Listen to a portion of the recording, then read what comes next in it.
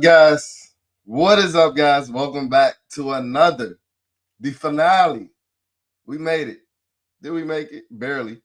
Welcome back to the finale of Commander Caucus Live, the finale of Commander Caucus Live. We're going to call this our season end review stream. Y'all been holding us down for the last 18 Wednesdays. So it's only right that we go out with a bang. And I think we got some things to talk about. But before we get too deep into this stream, you already know what I'm gonna say. Go ahead and smash that like button, smash that subscribe button, and if you just so hope to want to support the channel, you can go ahead and hit the Cash App tag at the bottom, or you can send a super chat because this is a stream that's made by me, but it's ran by you. I don't come in here with a script. I don't come in here with a script at all. I don't even know what I'm gonna say today. This stream is ran by the chat. It's a stream for the chat, ran by the chat. So, hey, whatever the chat says, that's what we doing today. If we crashing out because it looks like we danced out as Redskins again, let's talk about it. If we feeling rejoiced because it's the 2025 season is over and we're looking forward to 2026, let's talk about it. But that's what Commander Caucus Live has been all year, and that's what it's going to continue to be tonight. What is up, family? I appreciate you guys spending your Wednesday evening / night over here with your boy over here at Bleeding BNG. But what it do?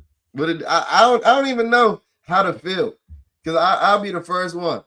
I'll be the first one to say that while I was so happy that the season was over come Saturday, even though I was pissed that we won that meaningless ass game, that meaningless ass week 18 divisional tournament game against the Philadelphia Eagles. Y'all already know how I feel about that, especially if you checked out the last podcast episode of Bleeding BNG. And if you haven't checked that out, I don't know what you're doing. You need to go ahead and do that. But I was irate after that pointless ass win on Sunday. And then the mood settled. And I got a little happy that the season was over. But come Monday morning, that shit hit me like a brick. That shit hit me like a motherfucking brick, bro. I lied to you not. Because guess what? Now we got to wait another 9 long months to watch our team play football again. And no matter how y'all, what you may think or the perception is about how I feel about this football team, bro, this football team, my life, bro.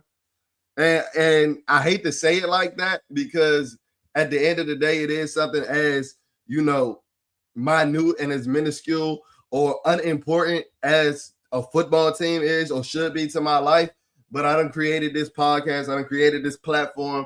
I spend fucking as much time on this stream and talking about the Washington Commanders than I do anything else in my regular life. My job, I do it just as much as my job. I talk to y'all more than I talk to my regular friends at this point. And that shit hit me like a brick, bro. Because no matter how many of these niggas are, I still tune in to every game, even if I'm hoping for them to lose. For better draft position. But some of y'all don't seem to understand that concept. But like I said, y'all know what it is. If you've been to Commander Caucus Live on a Wednesday, you already know this is a stream ran by me, made by me, but ran by you. So let's go ahead and let's see what this chat is talking about. My man Fawad said we might as well change our name back to the Skins. Oh, we crashing out early. I see. And guess what? I'm here to match all your energy. Because unless you've been living under a rock, you already know. Went down yesterday. The sources told Adam Schefter at the time, but it turned out to be true that Commanders offensive coordinator Cliff Kingsbury is leaving the organization to pursue other opportunities. Kingsbury and head coach Dan Quinn met today and agreed to mutually part ways. And that was the bombshell that came out of Ashburn yesterday. And I think, unless you've been living under a rock, you shouldn't have been surprised by this. Now, I know some of y'all wanted or y'all didn't want Diana Rossini to be right. So if that is the case, because I don't know where this angst and this hate has come for Diana Rossini, and I get why we might question Diana Rossini's reporting sometimes, and I get it and I understand it. But this is my thing. And this is my thing with the Washington fan base. Like, I just need y'all to be consistent with your thought processes. I'm big on talking about compartmentalizing your thinking, so that you're not stuck in your ways. But y'all throw smut on Diana Rossini's name, but listen to some of these local beat reporters like they the gospel, and they be a day late and a dollar short on every report. But y'all hold their word to like your heart, like it got to be the truest thing possible. And I don't get some of the inconsistencies that go on with the fan base. But y'all owe Diana an apology. Diana, come fuck with me, because I've been busting it open for you on the timeline, Diana, because they've been talking crazy about you, girl. And I know there's been reports about Diana and how she used to get down back at Redskins Park or in Ashburn or what it was at the time. But guess what? If those are true, why wouldn't she have sources in the building? That's like Zion Williamson not having an only fan model in his room. If those sources is true and she was really good at what she did, why wouldn't she have sources in the building? Like, let's put two and two together. Let's put two and two together. I promise you, there's still some people, whether that be staff, whether that be whoever it is, that are working there, that have been working there since the Dan Snyder era. When they cleaned house, they didn't get rid of the cafeteria workers. They might have got rid of some. I know they got rid of Miss BJ, but my man said we might as well change our name back to the Skins because we on that same type of BS. Here we go. We crashing out early. My man Tracy, shout out to Tracy, said same old Washington bullshit. Oh, what's up? Is it because of the leaks that came out today? Where it said that the front office and the coaching staff had been meddling for a while? I think reports said that it's been since 2024 over personnel and schematic differences and things of that nature. And if that's true, right? Why are we shocked by that report? That's what we've been saying as fans for a year. We didn't say it as much in 2024 because everything was going amazing. But that's what we've been saying for a year. So instead of being shocked, these are the times where y'all hate when I run my victory lap. Credit to y'all. Y'all right. Y'all were right. Something wasn't right about a 47-year-old Bobby Wagner still going out there and playing 100% of the stats. Something didn't sit right with Adam Peters. Evidently, it didn't sit right with us as fans. This is what I mean when I say, like, some of y'all can't, like, y'all run with that couch GM word and that couch GM term, like, too far. Give yourself more credit at times. Like, pat yourself on the back sometimes.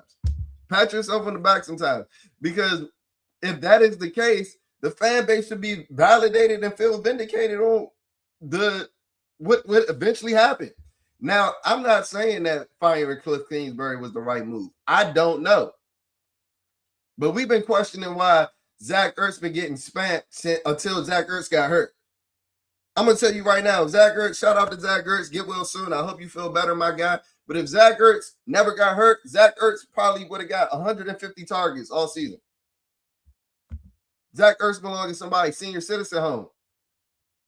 And in a lost season, we've been wondering why we don't see Ben Sinnott. We've been wondering why we don't see a Kosin Yakov. So why are y'all surprised when you hear a report that said that the front office and the coaching staff was at odds and didn't see eye to eye on how the personnel was used?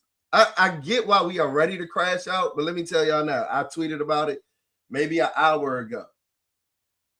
I know we got Dan Snyder PTSD. I know we do. But we got to understand, and I'm not speaking hyperbolic, I'm not exaggerating when I say this, there are literally leaks that come out of every team. Name a football team, there are leaks that come out of there at some point in the year. And the reason that these NFL reporters like an Ian Rappaport, like an Adam Schefter are getting paid, fucking Adam Schefter make $9 million a year, bro. What the fuck is a leak to him, bro? He gonna get that regardless. And just because, Josh Harris bought the team almost 3 years ago, that don't mean this organization Teflon. Y'all thought once Josh Harris bought the team, we was going to be the only team in the NFL that didn't have any leaks coming out. That's not how it happens. Because if y'all can remember going back, the way we hired Cliff was a little messy because it was leaked out that he agreed to a contract with the Raiders. Look up, blink our eyes. This nigga's a commander. So, I mean, there's leaks of all types of sorts, positive and negative, that always come out from every organization. So I don't think that this is the Washington Redskins of old. I do think that there are some incompetencies, and I think we got some holes that we need to. But I don't want to say nothing wild. I was about to say peg, but I don't want to say nothing wild. This is the last Commander Caucus stream of the year. Y'all are not about to clip for me. Y'all are not about to get me. Y'all are not. Y'all are not. I refuse to do it. Shout out my guy Futuristic Willie. Stunning back for our Commander Caucus live finale. I'm sad. I'm sad. I ain't gonna lie to you. I'm sad as hell. I'm gonna miss doing this with y'all every Wednesday. But guess what? I ain't going nowhere. We just turned it from Wednesdays to Monday. We just turned it from Wednesdays to Mondays. Because if you're really a day one Bleeding B&G subscriber, follower, you know, we really shine in the off season. Like 2024, us being nice in season was an anomaly. We really shine in the off season like our team does. That's why we get so caught up in the draft and in free agency, because we normally not shit in the season. That's why. That's 2025 was like 2023. Like we was acting brand new last year. Let's call it buck a buck. Let's call it spade a spade. And I still think that we could reach those heights again, because I think that Jaden Daniels that good. I'm not going to put that nigga on my wall if I didn't believe that he wasn't. But, man, you know, we shine in the offseason. I say all of that to say we going from Commander Caucus Live on Wednesday nights to our Mock Draft Monday stream starting next Monday. Mock Draft Monday stream 1.0. So make sure you're not going nowhere. Just like you spending your Wednesday evening, your Wednesday night with us over here Bleeding B&G, just do the same on Mondays. We ain't got nothing to look forward to. It ain't like the Commanders playing on Monday Night Football. Thank God. Thank God. Because I think the worst part about this season is all the fucking primetime games that we had. I'm used to losing. I ain't used to losing with everybody's eyes on us. That shit was embarrassing as fuck. My man Futuristic really said, drop the link for the B&G. Oh, y'all like this whole thing? Y'all like, hey, shout out to my lady. My lady got this for me for Christmas. But guess what? We could definitely get some B&G merch popping. We could definitely get some B&G merch popping ASAP. I could get this done ASAP. Y'all let me know in the chat, though. Would y'all really buy it, bro? Because I'm not about to have hella boxes of Bleeding B&G merch sitting in my storage unit because y'all done sliced me for one stream and y'all really not about to put it into action. But if we really ready to put it into action, put your money where your mouth is, because I don't see any super chats yet. I'm just saying. Put your money where your mouth is. We can get the stream popping ASAP. I mean, we can get the merch popping ASAP. We can get the merch going ASAP. We can get t-shirts. We can get hoodies. Y'all let me know. I think this pretty fire. Y'all like it. Y'all like it. Shout out my man Zach. Bro, did you hear Cliff got fired? Zach must have been in one of them getaway cabins where they ain't got no service. I know Zach from the 757. I know the service be a little spotty over there. I go to Virginia Beach every year. So, no, I'm not taking shots. I'm speaking from experience. I know the service a little spotty over there. What they got, Spectrum Satellite over there? I know y'all ain't got no Fios. I know how I go. You might really not have heard Cliff Kingsbury got fired until you joined that Commander Caucus Live. But, hey, that's what we here for. That's what we here for. Shout out to my man Tracy. This whole thing. Y'all like this whole thing. This really, if you were day one, matter of fact, I ain't gonna say a day one. If you was rocking with us for like the first 2 years, y'all know this really the original logo. This really the original logo. But we could definitely get the merch game popping if y'all really supporting the boy like that. Because, like I said, I've said it all season, and I'll say it again. Y'all just tuning into my Commander Caucus live streams mean so much to me. I ain't really know that y'all really care like that until we missed the stream when we was in Madrid. I had niggas crash. That was our first missed stream because I took a flight on Wednesday and I came back on a Wednesday. We stayed a week in Madrid, so I missed 2 back-to-back streams. Y'all was ready to crash out on me. I was very square up, but I felt so happy and like so. I appreciate it. I appreciate all of it. Clifford got Can. Trey Young to the Wizards. Look, and it's basketball season. That's what we got to look forward to. Don't get me started yet. I'm hyped. I got 3 Trey Young jerseys from when he played with the Hawks. What the fuck you think I'm about to have when he with the Wizards? I might as well just buy the fucking Capital One Arena team store at that point. And I know they saying he ain't the same player. Hey, this is a perfect segue. I appreciate you, Bubs or Boobs. Or yeah, let's go with Boobs. Yeah, because if I'm following my vowel teams, you know, two vowels get the walk and the first one does the talking. That means the O comes before the U.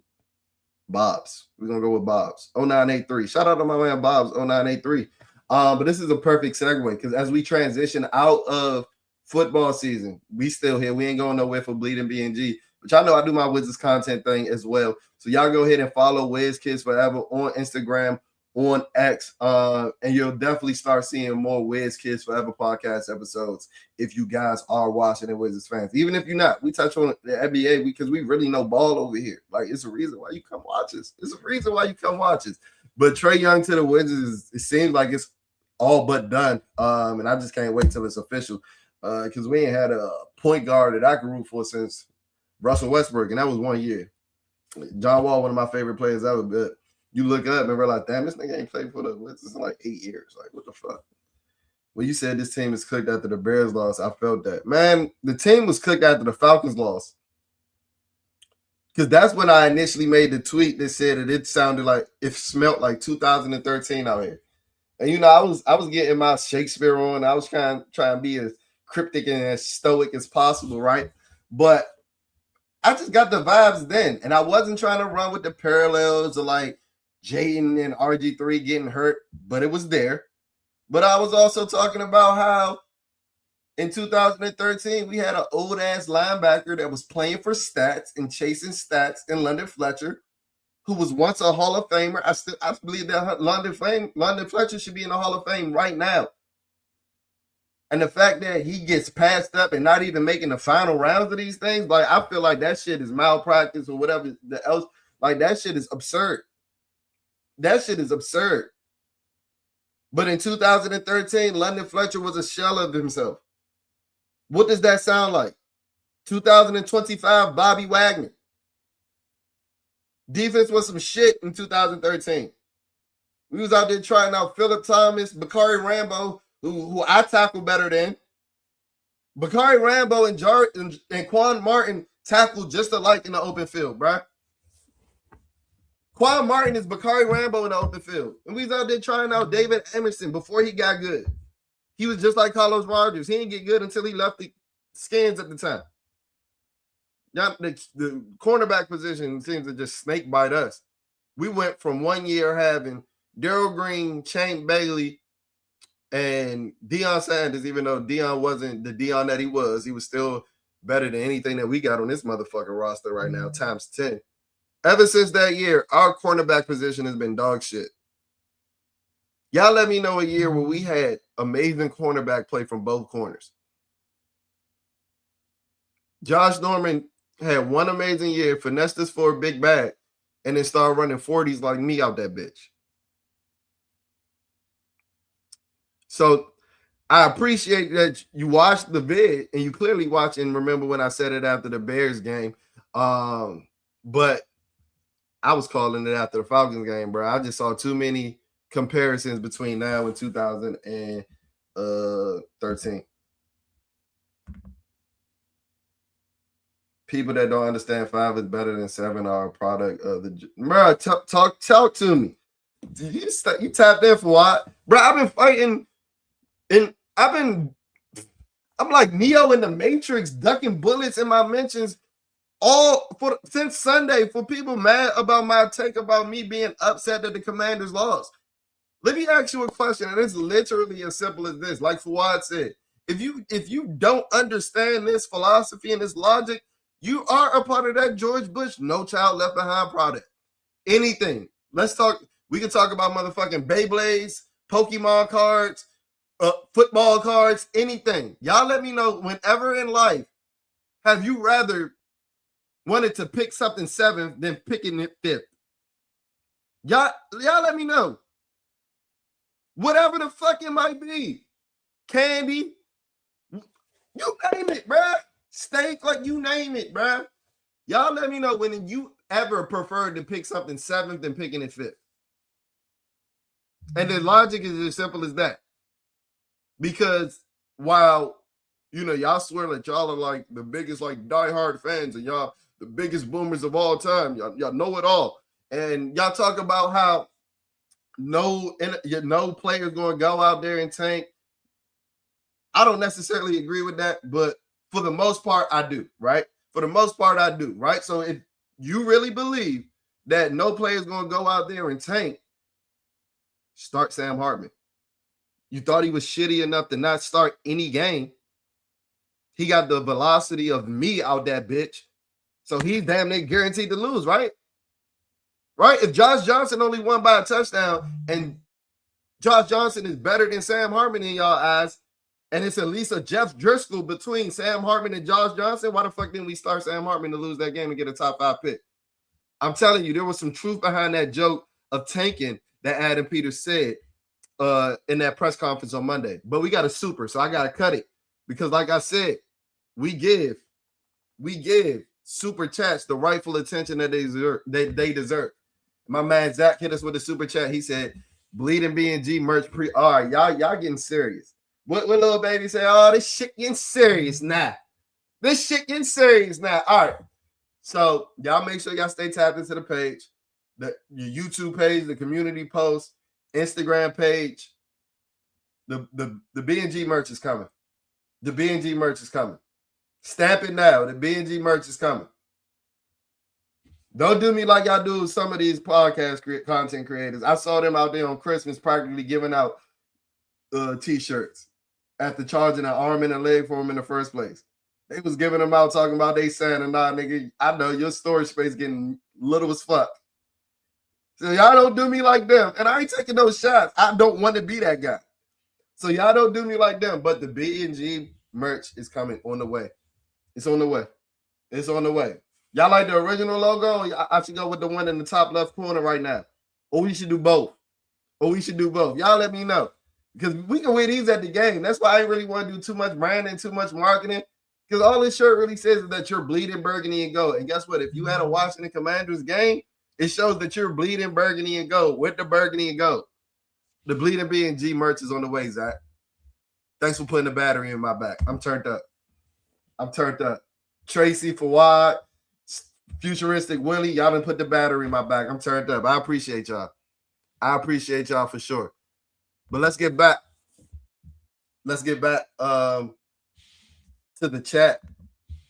My man Bob said Cliff's offense was on the verge of getting 5 killed out there. For 5's sake, it's a good move for him in the long term. But get this man a fucking defense, please. Thank you. I agree 100%. I agree wholeheartedly. I tweeted, and you might have saw it, Bobs, but I'm going to give you your credit because I'm going to act like you ain't even see it. I tweeted maybe about 2 hours ago, maybe about 3 hours ago. I said, let's cut the think pieces. Let's cut the leaks. Let's cut the reports. Let's call it spade a spade because you know you come to Bleed in B&G for the most raw, uncut, and unfiltered analysis on your Washington Commanders. Let's call it spade a spade. Cliff Kingsbury's job was cut the minute he called a fucking RPO for Jaden Daniels, who had just come back from his second injury, leading to his third injury, and his elbow damn near blowing the smithereens. Cliff Kingsbury's job was cooked then. Because guess what? Yeah, Dan Quinn took them motherfucking bullets. He took them motherfucking bullets, and he was dead ass wrong for having Jaden Daniels in the game in that, 30-point blowout at that point, right? We can take that. I'll admit that. You know damn well Dan Quinn ain't want Cliff Kingsbury calling no RPO. That's part of the reason that he had him in there. He didn't expect Cliff to do some dumb shit like that. And I'm not excusing for it.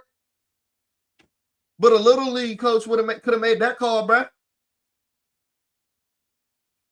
A little league coach could have made. Oh my God, bro. Here they go, bro.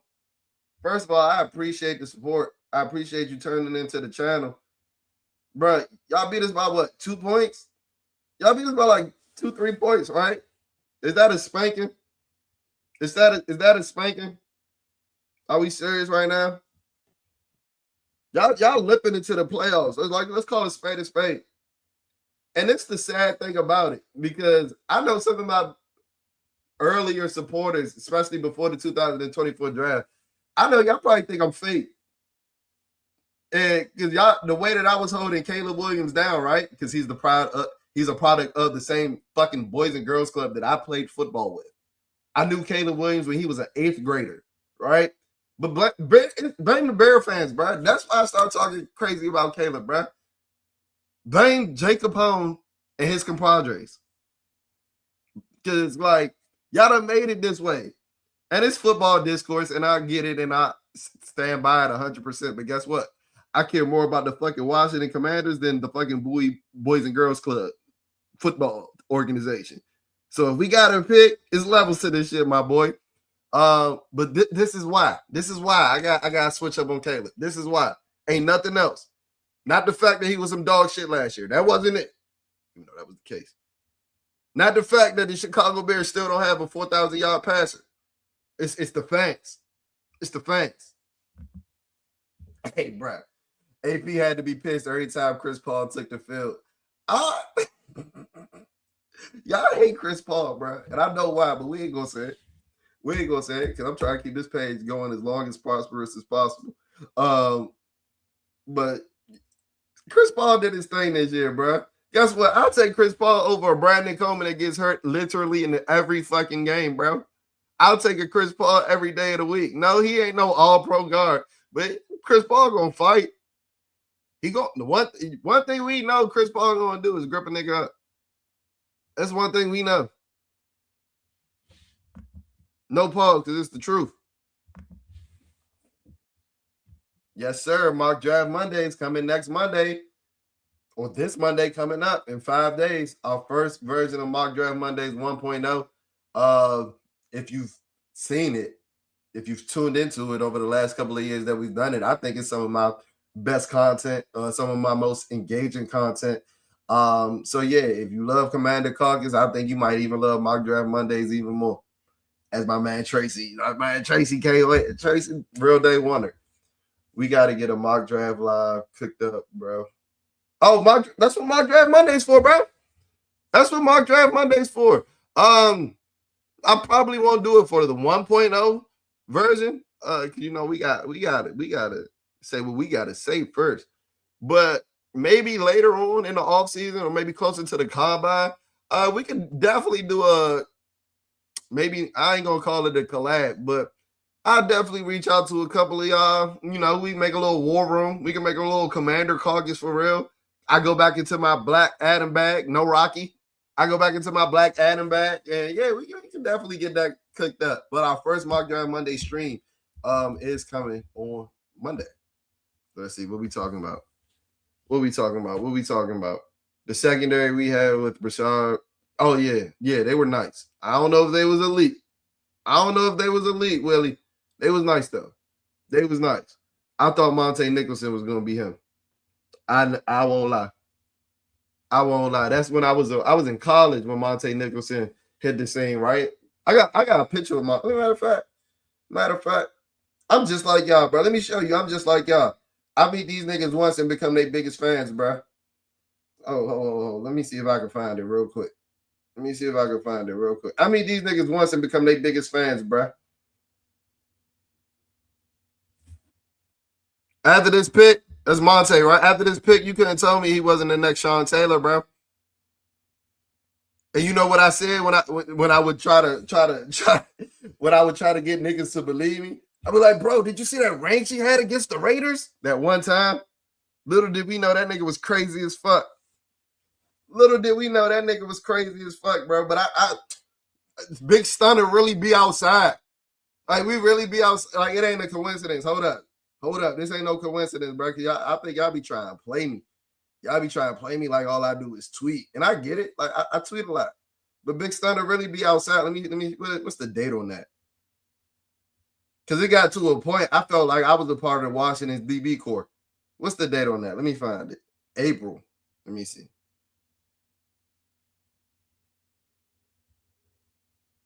April 2019. Me and Fabian Moreau. I definitely told him I was better than him that night. I definitely told Fabian Moreau I was better than him that night. But it got to the point where I was just me and Washington DBs. You couldn't have told me that was my destiny. You couldn't have told me that was my destiny. You couldn't have told me that wasn't my destiny. I was going to drop out of I think I was getting my master's in teaching at the time. I was about to drop out of grad school and join the Washington Commanders. Me, Monte Nicholson, Fabian Moreau. Oh my. I was running like Josh Norman wasn't faster than me at that point.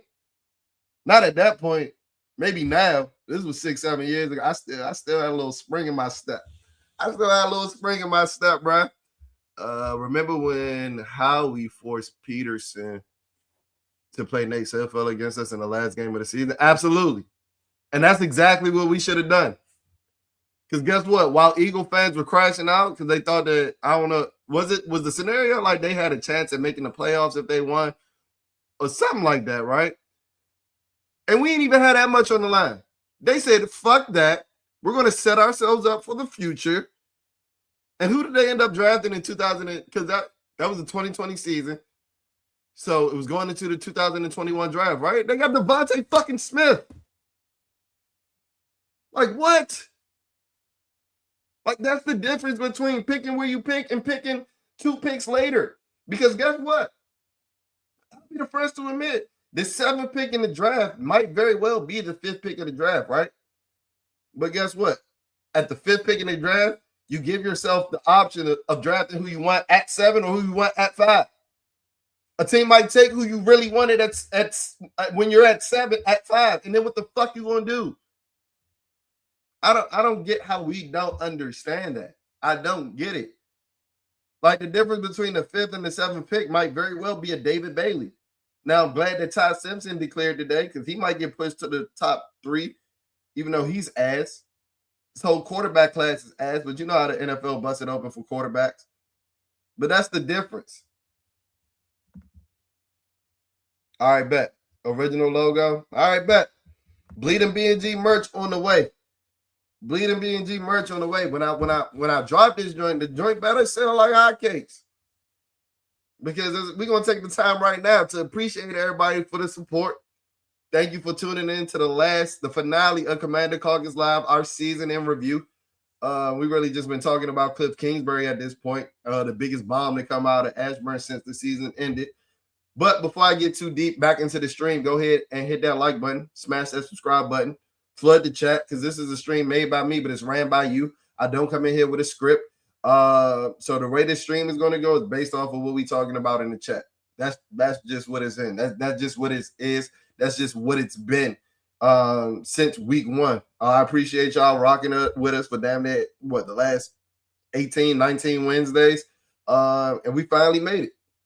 And if you want to support the channel, you go ahead and send a super chat, and we'll give you the rightful attention that we do, that you deserve. Excuse me. The way that the super chats work is, you gotta drop a little super chat, but you jump to the front. So Futuristic Willie, Tracy, all these that we've been chopping it up with, all these we backed up in the chat. You're jumping to the front, no matter how backed up we are. Pause. No matter how backed up we are, and we're giving you the rightful attention that you do if you want to support the channel by sending that super chat or hitting the Cash App tag at the bottom. But let's get back to the chat. There you go. I ain't fucking with you, Tracy. I'm not starting with you today. You knew what I meant, though. I'm not starting with you today, though. Hey, man, you was right about that safety guy in Seattle here. I'm talking.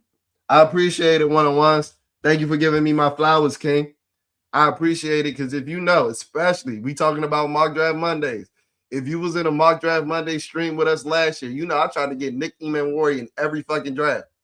It got to a point where I started restarting drafts when a team would select Nick Emanwari before us. It got to that point. And this is my thing, bro. This is my thing. Y'all hate when I run victory laps. But let's be honest. Let's call a spade now that we've had a season worth of data, right? Nicky Emanwari was available at 29, right?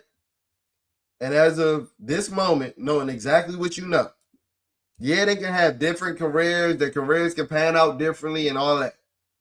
Knowing exactly what you know right now, how can you tell me that Josh Conerly was a better pick than Nick Emanwari?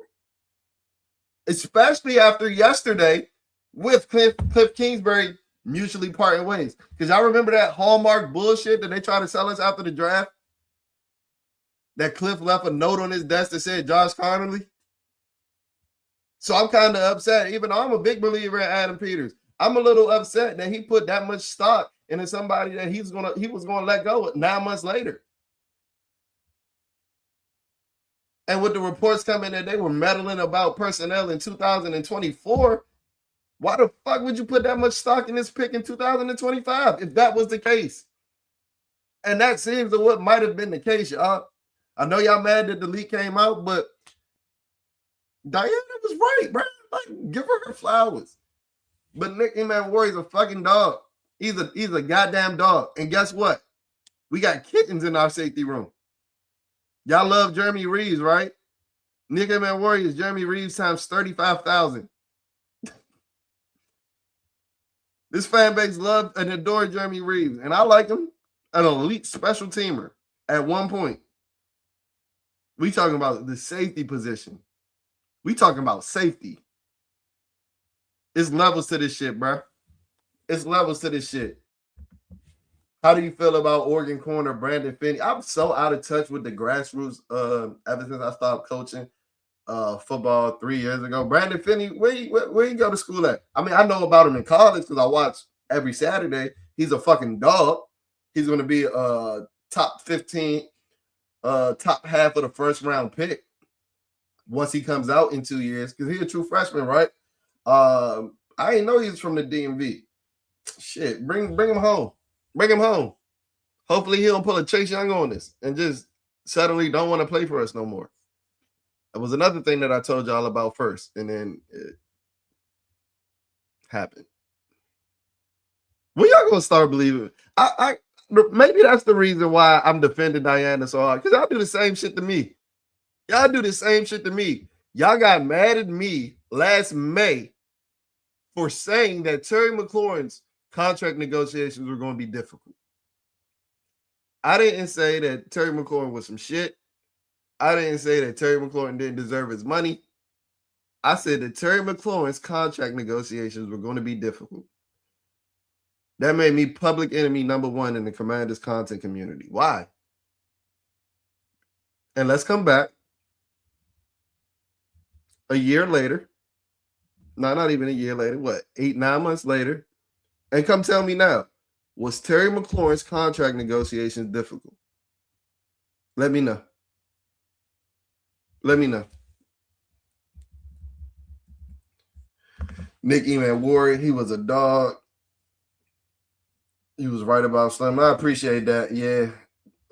If one thing that I take pride in, I'm not crunching the tape like a motherfucking NFL scout. I got a 9 to 5. I can't do that. But one thing I take pride in is scouting DBs. Y'all know that, especially if you've been a day one bleeding B&G fan. That's why y'all know the great debate of 2022 when I was standing on the table saying that Sauce Gardner couldn't hold fucking Derek Stingley's jockstrap. And I look like an idiot after 1.5 seasons. I look like a fucking prophet now, don't I? I look like a goddamn prophet now. Because that's the position I played, bro. So, like, I really know what it takes to be an elite DB. Not saying that I was that. I was close. But I really know what it takes to be an elite DB, bro. And, like, Brandon, like, speaking of Brandon Finney, he got that shit. He got that shit. Nick Warrior had that shit. I'm not going to allow myself to buy into takes about players that I believe in from guys that I know don't watch as much film as me and don't watch film like me. A lot of these niggas watch film and don't know what they're looking at. That's why y'all gotta be careful with a lot of these like content creators, bro. Because yeah, they might find the all 22. They might buy NFL Game Pass. They don't know what the fuck they looking at, bro. They don't. And I think I've hit on a lot of my takes about just players and you know how they're going to turn out. Told y'all about George Pickens. I was the only nigga in the Commanders content space, and this is before he was a Cowboy. Y'all know I had George Pickens, a wide receiver 1 in that 2022 draft. With Chris Olave, fucking Garrett Wilson, Jahan Dotson. Jahan Dotson was still fucking us over all these years later, bro. Dropping all them goddamn passes. Nigga, we trying to lose. The Eagles must have been trying to lose having Jahan Dotson as their wide receiver one, bro. But just going back, I really take pride in like scouting DBs. And they gave me Warrior had it if you really like knew what you was watching. Yeah, Smitty, yeah, that's who they took. Smitty. Looked like you would have been on a double move because your eyes was on the cute. At this point, yeah. The way that my neurological pattern working now, I can't do too much multitasking. But back in my day, nah, bro, I was in phase. I was easily in phase all the time. I was easily in phase. And then it got to the point where I started playing safety. I started showing range like Monte Nicholson against the Raiders. Man, I had my eyes on the QB then. I started picking shit off. That's a good one though, Kevo. Nigga try to say I'm burnt out. Man, what the hell was Joe Wade Jr. carrying in that backpack? Hopes and dreams. Nigga was carrying a bunch of hopes and dreams. A bunch of I wish a nigga could. Carrying a bunch of wishes in that motherfucker, bro. Because he was carrying that motherfucker all around. He might have had a eyeglass prescription in that bitch or some contacts or something. I don't know. It wasn't no fucking clipboard. And if it was a clipboard, he was having some Madden ass plays on that joint. Because Will, how do I want to say this? Because I don't think that Joe Witt would be a bad secondary coach. But then when I say that, because if you look at some of his numbers of the secondaries that he's been a part of before he got here, where he had a pass rush that had a solid defensive backcourt, his defensive back groups have graded out and tested out and ranked high. I think that Joe Witt could be a decent passing game coordinator. And this is where I start to like question the personnel, because it seemed as if this year that like we couldn't run match coverage, right? And it's not like we didn't try. And I'm going to tell you now, you're not going to play good defense in the NFL in 2025 without being able to play match coverage, whether that be cover 3, cover 4, cover 6. Match is match.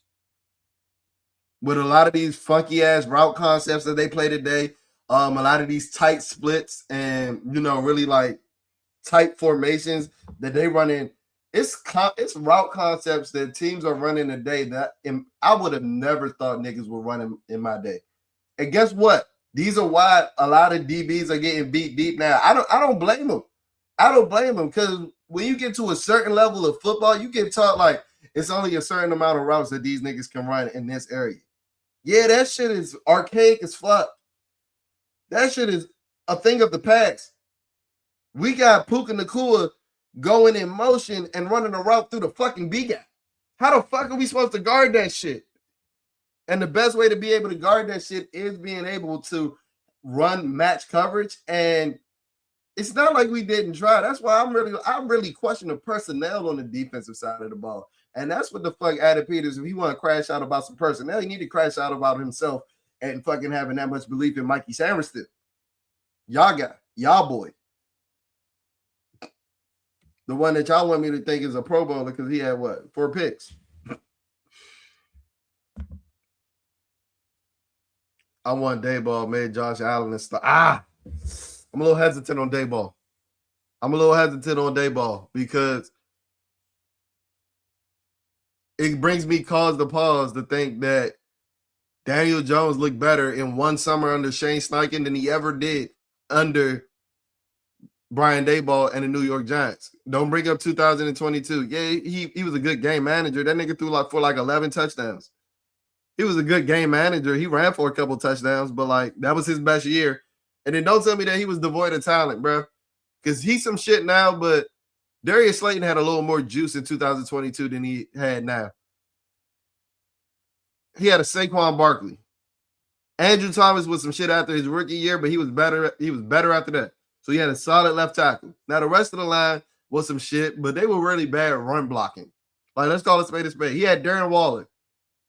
So let's not just make it seem. I'm not saying that you did, but I heard some people in my mentions telling me that when I said I was a little hesitant of the Dayball hire and telling them why.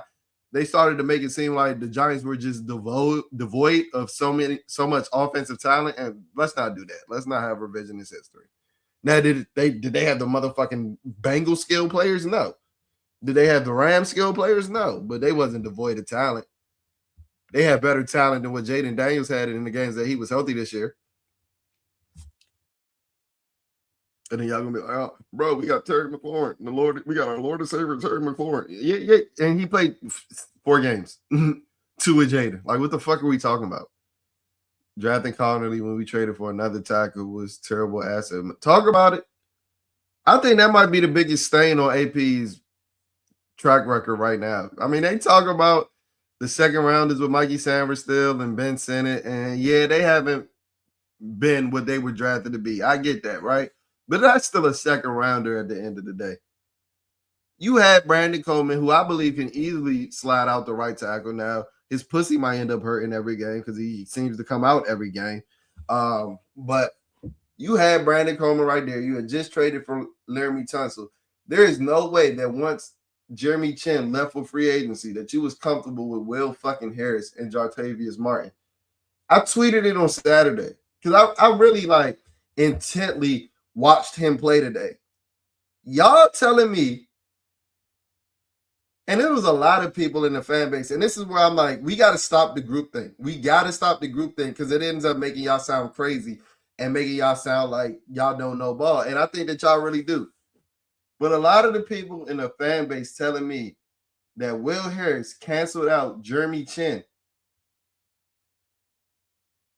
I know that was groupthink. I know that y'all heard it from somebody that y'all thought knew ball, but that was some of the laziest and dumb-ass rhetoric and simply not true rhetoric that I've seen consistently spewed on the timeline week in and week out this year. What the fuck did Will Harris do this season to make y'all think that his season was canceled out what Jeremy Chin did last year? What the am I missing it? Y'all saw one bat down on Brock Bowers and got bricked up. We gotta want better for ourselves, bro. And I'm not saying that Jeremy Chin had an amazing season. He had a better season than any Washington Commander safety did.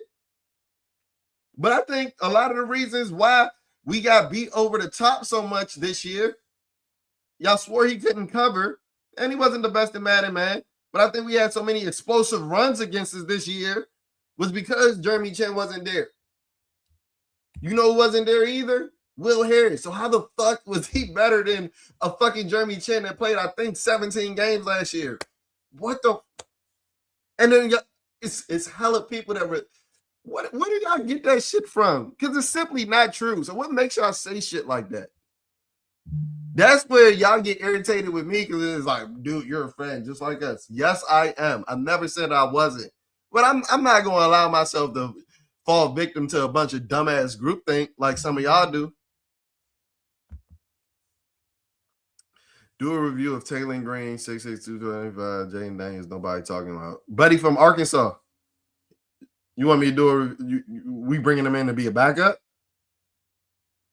We bringing him in. If we bringing him in to be a backup, drafting him in the 5th, 6th round, maybe I ain't mad at it.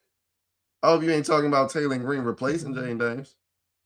That's Buddy from Arkansas, right? I've had a long day, but I think that's the quarterback from Arkansas.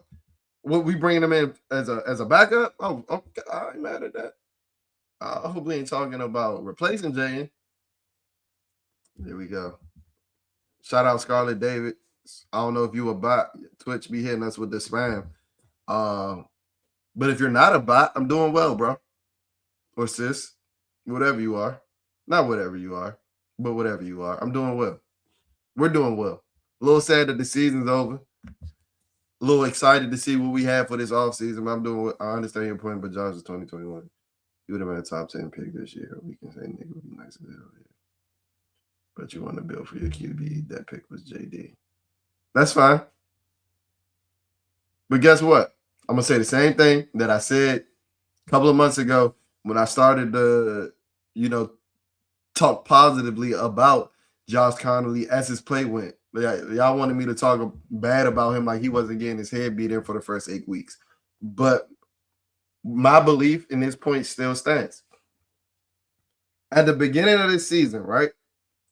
Nobody thought that we were going to be 5-12. Nobody. Not even Nostradamus thought we was going to be 5-12. At the beginning of the season, we had the 6th best odds to win the Super Bowl, right? So that sounds like a team that needs to make every win now move possible. So while I don't necessarily disagree with your point, I do disagree that he would be a top 10 pick in this year's draft. I do disagree with that. Because I don't even think he would be the best tackle in this draft. So I disagree with that. But if you believe that we were drafting that for the future, right? Then you don't make some of the win now moves that we made in bringing in on Marshawn Lattimore and bringing in on Lermy Tunsil if we drafting and building for the future. You can't have it both ways. Having 2 timelines on the team typically end ugly. Look at the Warriors in basketball. They got a whole bunch of young niggas and a whole bunch of old ass niggas, and they ass now. So I get your premise, but it doesn't change my belief. And the win now move or the 2025 NFL draft would have been selecting Nick Emmanwori. You acting like he old as hell. I think Emmanwori, what, 21, 22? Let me look it up before I start talking on my ass. I don't know why we brought up age. Nick Emmanwori is 21 years old. And he'll be 21 for another 5 weeks. He just played his 21-year-old season. So I get your point, right? And if that pick was really for Jayden Daniels, how much did it help Jayden Daniels when the end on the left side of the defense lined up against the right tackle was beating his fucking face in for the first 6 weeks of the season? How much did that help Jayden Daniels? How much did it help Jayden Daniels? When Micah Parsons was taking that boy behind the woodshed and Jayden Daniels couldn't finish that game healthy. How much did it help Jayden Daniels? So I get the premise, and it sounds amazing on paper.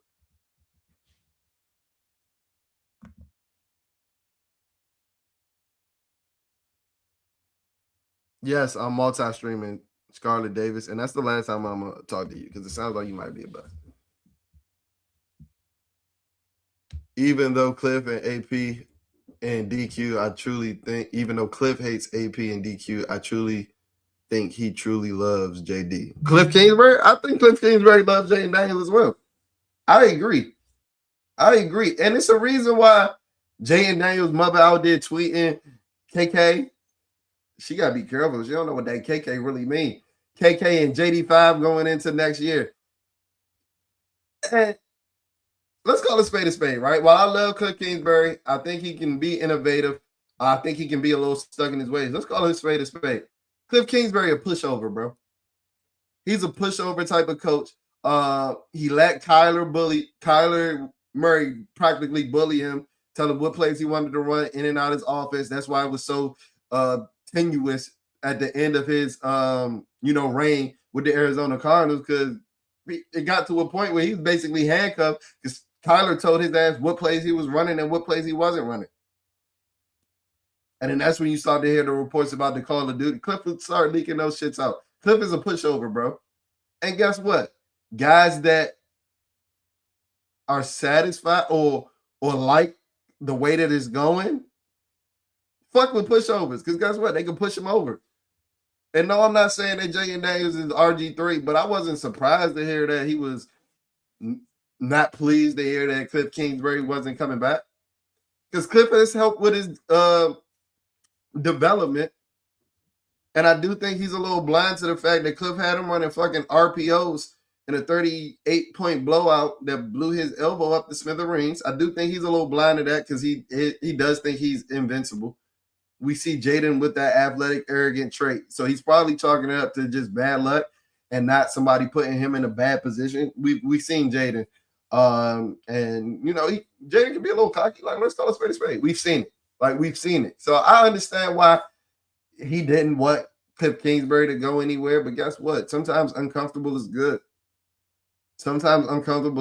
Because with Cliff Kingsbury and his pushover ways that we've been accustomed to seeing, we have more data with Cliff Kingsbury in a lead position, whether it be a coordinator position, a head coach position, a college head coach position, than we do Jayden Daniels in the NFL. And from all that time that Cliff Kingsbury has been in all those positions, he's been a pushover, bro. He's been a fucking pushover. And that's what happens with some of these boy geniuses that don't have a lot of people skills. Like those stories are good. When you hear about Cliff Kingsbury being in a building at 3:30 and 3:50, notice we ain't hear those stories as much this year. We saw it on Hard Knocks, but we ain't hear it. DQ wasn't quick to tell us about it this year. Notice we ain't hear those stories this year. I'm just saying.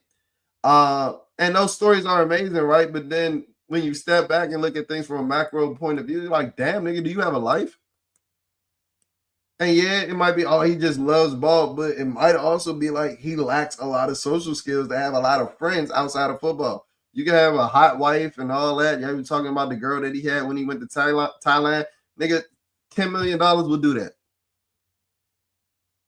We see Zion Williams fucking with only fan models, and this nigga got an NBA max contract. When you ain't got that mouthpiece, pause. When you ain't talking a good game, you got to get money to buy you, yeah. Or you use the money to get you friends and shit like that. But Cliff Kingsbury been a pushover, bro. So I ain't surprised that Jaden wanted him back. Jaden still want to do what the fuck he wants to do. Hell yeah, you was right. We all said that he was handsy. Oh, Sauce Gardner? Yeah. Finney with the Owens Mills? That's why I ain't heard of him. I guess that's local. So no, I'm playing. Y'all know how he got active about Baltimore. McDonough, that's one of the nicest fields I ever played on. I played on a lacrosse field. That shit was OC.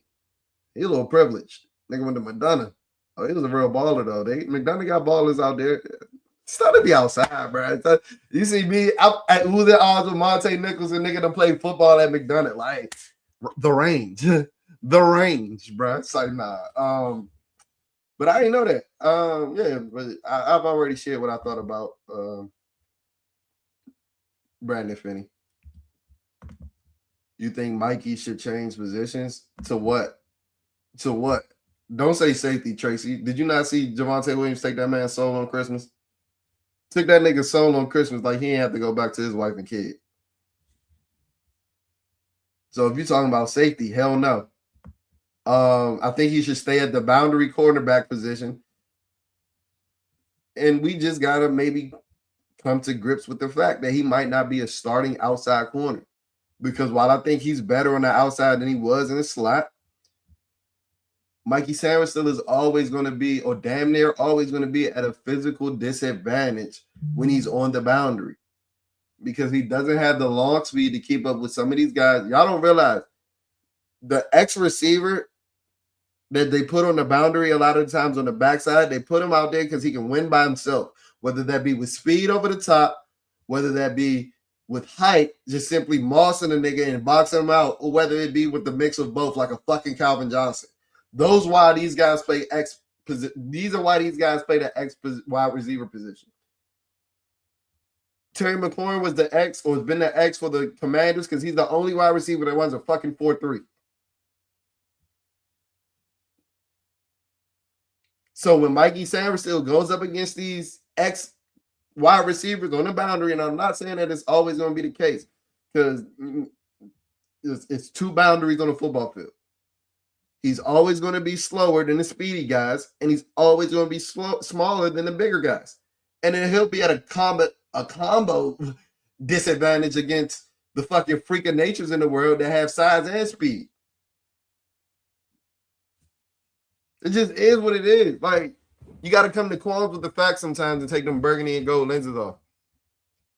It's high risk, but I would trade if I get the picks. I want this team to championship and Rick Van Coleman, who I will switch back to.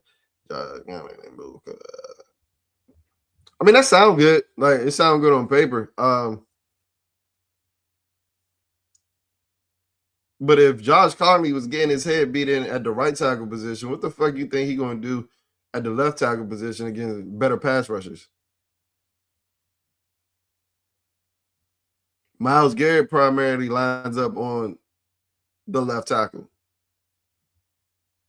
Brian Burns primarily lines up on the left tackle. Now, all these guys do, don't clickbait me, like, they all do move around. They get their reps against the right tackle as well.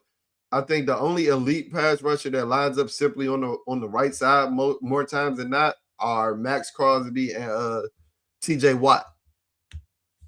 But he ain't about to have an easier day lining up at the left tackle position. But I get your premise. Like I don't want you to think like I'm shooting you. I get the premise.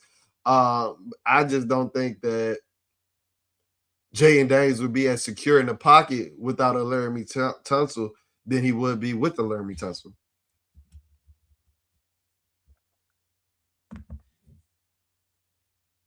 Maybe that wasn't him. Al Harris was in Dallas for him in DQ. Yeah, but Al Harris wasn't in with the Packers. And this is not a Joe Witt apology session by any means. This is not a I want Joe Witt session by any means. But go look at some of his numbers when he was with the Packers, bro. Like Joe Witt's secondaries was decent. Now it might have very well been Al Harris in Dallas, but Al Harris wasn't in Dallas. I mean, Al Harris wasn't in Green Bay. You pay LT. We need to see can AP play his plays without Terry type situation. Without overpaying, I think LT want $100 million. Can we call a spade though? Terry McLaurin has never been as good at his position and Laramie Tunsil is at his position right now. So I think that these negotiations are going to be easy. Adam Peters came out on Monday and said that he thought that Laramie Tunsil was, if not the best, one of the best tackles in football this year. You never heard him say that about Terry McLaurin. He's never called Terry McLaurin the best wide receiver in the league. And I like Terry McLaurin. Y'all love Terry McLaurin. The facts are the facts. Terry McLaurin has never been as good as his position, as elite at his position, and Laramie Tunsil has been in the past and right now. So I think that they might potentially throw Laramie Tunsil the bag. And left tackles is a position that seems to age more gracefully than wide receivers. Not seems to, it does. Trent Williams is still a hell of a fucking tackle. Made a Pro Bowl again at fucking 38 years old. Laramie Tunsil was what, 6 years younger than that. I wouldn't be mad at throwing the big bag at Tunsil. He deserves it. There you go. Terry's not a wide receiver one. And that's exactly why I think that these negotiations are going to be easier. Damn, bleed. Oh, shit. I got a super. I'm sorry. I ain't even notice it. My fault. I was going on my tangent. Let's give you the attention that you deserve, Dubs family. I appreciate you. Can we just get our shit together already? I hope so. I can't answer that until I see what we do at the coordinator position. Because like I said at the beginning of the stream, while I understand the move, I get that it was about, difference in philosophy with personnel and scheme. I totally understand that. I'm not going to go out and say that firing Cliff Kingsbury was the right move just yet. I don't know. Now, if we get somebody from the McVay tree, the Shanahan tree that come in and run a West Coast offense, because another thing that I said in the 2024 offseason was that one of the reasons why I wanted to draft Jaden Daniels over Drake May is because I think that Jaden Daniels is more scheme versatile. You could put Jaden Daniels in a Cliff Kingsbury system, and you could put him in Shanahan system or McVay system, and he's going to be the prototype quarterback in both of those. Yeah, he might not have the prototype size, but as far as skill sets, he's going to be the prototype quarterback for both of those systems. Yeah, and Drake May has the size. And Drake May's been a fucking stud this year. You can't say that about Drake May. You are not putting Drake May in the Cliff Kingsbury offense and saying, nigga, go take us to the NFC Championship game. You're not doing it. I told JD5 gain some real weight. When you tell him that, bro? When you tell him that? You got front row seats at the game? He does. But I don't want Jaden to bulk up because I do think that he's still relying on his legs. And we got to understand, Jaden old as fuck, bro. Jaden about to be into his year 25 season, right? Like, I don't want him to be relying on his legs for so much longer. So he got to use it while he has it, bro. We see Lamar slowing down and he, 29? And he's taking less catastrophic injuries throughout his first 2 years than Jaden Daniels has. And he came into the league younger than Jaden Daniels. All that laughing in people's face just to gain some weight. Oh, man. We back to crashing out about Jaden laughing on the sidelines. I was a little irritated when I seen that the other day. How you feel about, bro, the trade is done. The trade is done. Kispert not playing either. They're about to trade CJ McCollum and Corey Kispert for Trae Young, and Atlanta about to give us some draft compensation because we're doing them a solid favor. Trae Young, the best player in that deal by far, but we getting that contract off their books because they've been throwing smut on my boy's name. Commander should get Jaden Daniels, old offensive coordinator Mike Danbrock from Notre Dame. Mike Danbrock has a good track record. What was Notre Dame's offense like this season as far as the quarterback? Now, I'm not saying that like they had an elite quarterback. I'm just trying to remember. I remember a lot of their offense going through Jeremiah Love and that other running back whose name is escaping me right now. But hey, he clearly has an affinity for running the ball. And he's worked with Jaden Daniels. I'm just trying to remember the track record that he's had off the top of my head. But I mean, I ain't mad at that. I ain't mad at that. I've heard JP Philly throw that name out there a bit. DQ ain't safe either. How about the dumbass talk? DQ's not safe. I think what these moves did with DQ, both of his coordinators getting fired, is put Dan Quinn on the hot seat. It's put Dan Quinn on the hot seat for sure. It's put Dan Quinn on the hot seat for sure. So he's definitely not safe. I think we caught up in the chat.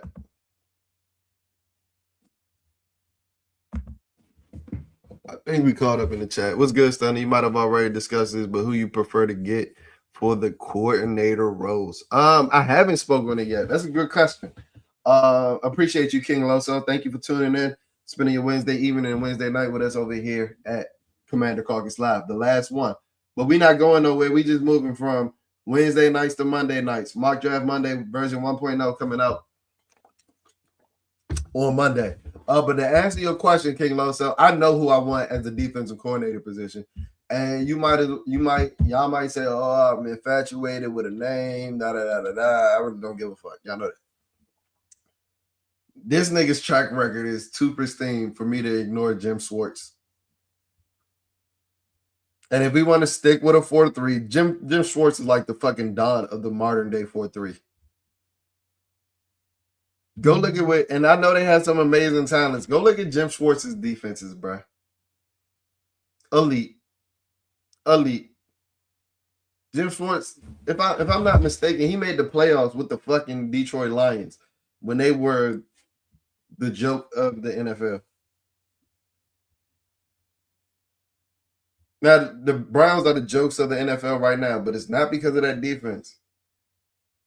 And going back, ever since Joe Witt got fired, I went back, I pulled up the Game Pass. I know I was talking shit about y'all, but I pulled up the All-22. I don't know if it's because of the personnel, but I start to think that it might not be because they traded for a corner mid-season. But the Cleveland Browns run some of the best match coverage in the NFL. The Cleveland Browns run some of the best match coverage in the NFL. And what did I say that you need to succeed as a defense right now in a modern day 2025 NFL? You need to be able to run match coverage. So as far as the defensive coordinator, Jim Schwartz, me please. I tweeted that last week. I still believe it. Firm believer in it. And then to be honest, I don't know who I want. As the offensive coordinator because there's a lot of good names out there. Like if Matt LaFleur, if the Packers head coach, if he gets fired, like some teams have said, and Steve Zabin, if you've been listening to him on the radio, he's been alluding to it for about a month now, that if the Packers go 1-done in the playoffs, Matt LaFleur might get fired. I would love Matt LaFleur. Because guess what? That takes one Shanahan tree disciple away from busting Dan Quinn's ass. I would love a Matt LaFleur. I would love a Mike LaFleur. I think he's the little brother that's in LA right now with the Rams. Frank Kubiak's getting head coaching jobs, and I don't think he would make a lateral move. I don't love Todd Monken. I like him more than Brian Daboll.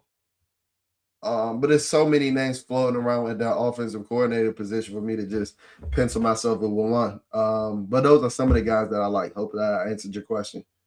Schwartz got him a ring. Yeah, bro, I'm telling you, Schwartz's defense is his OC. So you saying Mikey couldn't peek out to be a Chauncey Gardner-Johnson is a fucking crash out. Chauncey Gardner-Johnson is 13 times the tackler that Mikey Sainristil can ever dream to be.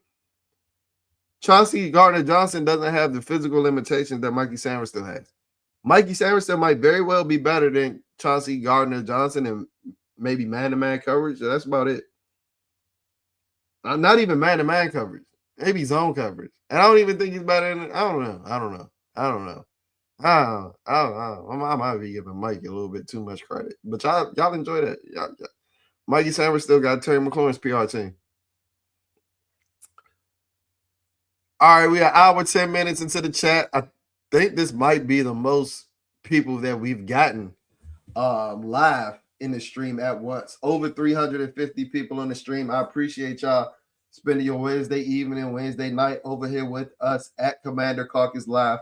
I think I've caught up in the chat. So, I mean, if I don't get any more chats in the next couple of minutes, I think we might be heading out here. It's a sad day. The Commander Caucus Live finale. You know, we'll be back next season, next Wednesday, giving you the platform to rant, giving you the platform to cry, giving you the platform to crash out. But as I've always said, this is a stream that was made by me, but it's for you and it's ran by you. I never came in here with a script. We've had hour-long streams for damn near 18 to 20 weeks, just based off of the love that you guys have given me in the chat, off the engagement that you guys have given me in the chat, and I appreciate it. I appreciate every single one of y'all. I love this team. I love this fan base. I just want a bright future for this team. That's why I think we really need to get the ball moving on these off-season moves, because I really hope that 2026 is a lot like 2024 and nothing like 2025. Because I told you 2025 was like 2013. And that shit almost gave me nightmares. So I think we're caught up in the chat. I appreciate y'all. Is there anything that y'all want to talk about before I head on out of here? The boy is tired. Another long day at the 9 to 5 just to come back and chop it up with you on Commander Caucus Live. Oh, that's a bar. That's a bar. Last thing. I've already asked, are we really serious about these Bleeding B&G merch? If we serious about the Bleeding B&G merch with the original logo, I could get some hoodies and some t-shirts out by next week. Y'all let me know. Because if we really serious about the Bleeding B&G merch, and like I said, I ain't want to do too much branding because all this shirt just shows you that you bleed in burgundy and gold. And if you tapped into Commander Caucus Live right now, you do bleed burgundy and gold. And it ain't about me. We just care that much about this. I ain't burgundy and gold. I'm light skinned. We just care about this team so much. We do. I'm sad as fuck that the season over. And we was shitty. I told you last year after the NFC Championship game, I cried. I cried like a bitch. That shit hurt. That shit hurt. This season, I celebrated after I crashed out because we missed out on the top 5 pick. I don't see any super chats. As always, smash that like button. Smash the comment button. Smash the subscribe button. Don't smash the comment button because we about to get up out of here. But on our next stream, flood the chat.